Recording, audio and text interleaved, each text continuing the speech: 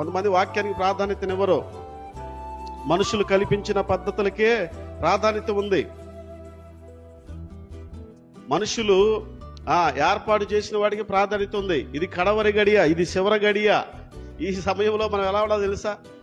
మన ఆధ్యాత్మిక జీవితాన్ని స్థిరపరచుకోవాలంట. వాక్యాన్ని వినాలి. ఏంటంట? వాక్యాన్ని వినాలి, వాక్యాన్ని గైకొనాలి, వాక్యాన్ని చదవాలి.